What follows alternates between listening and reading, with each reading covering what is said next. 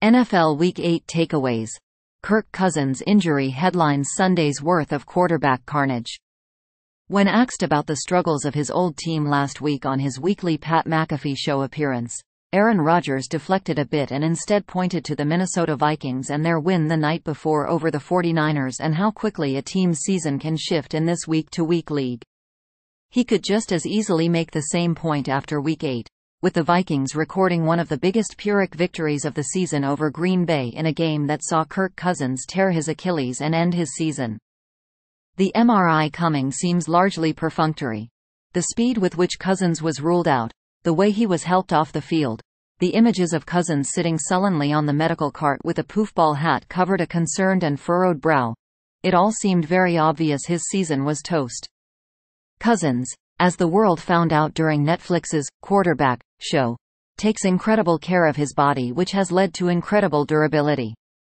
Cousins took over as the full-time starter in Washington in 2015, played under multiple franchise tags and then left in free agency for Minnesota. During that time, he never missed a game for injury. The injury comes at a time when the Vikings had turned their once concerning season completely around. After starting 0-3, the Vikings rallied to .500 with their 24-10 win over the Jordan Love-led Packers on Sunday. Their fourth win in 5 weeks, and the only loss was a one-score defeat to the Chiefs, was a second straight dominant performance by an oft-criticized Vikings defense. Harrison Smith indicated after beating the Niners that he felt like the Brian Flores scheme was finally starting to click with the players. It's possible the Vikings defense is starting to turn the corner, making the Cousins injury even more devastating. Our Sportsline projection model only docks the Vikings 1.1 games on their season win total as a result of the Cousins injury, but that feels light to me. Rookie Jaren Hall replaced Cousins, and the pre-draft scouting report isn't exactly favorable for the Vikings to assume the offense will keep operating at maximum efficiency.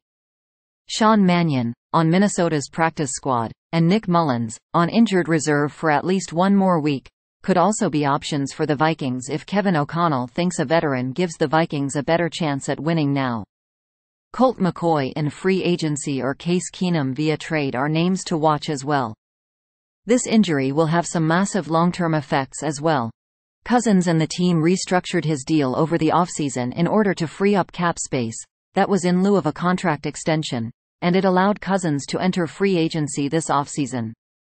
But his age, Cousins will be 36 when the 2024 season begins, and the nature of the injury, Achilles are always tricky, particularly with quarterbacks, could make it complicated to find suitors. Minnesota could obviously be interested in bringing Cousins back, but it certainly felt like the Vikings were floating in purgatory already, unsure about what they would do at the position moving forward, whether they'd be in the mix for a high draft selection or whether they'd try and keep things going with Cousins, knowing their ceiling was likely capped out. Thanks for watching NY Sports News. Stay tuned for more updates.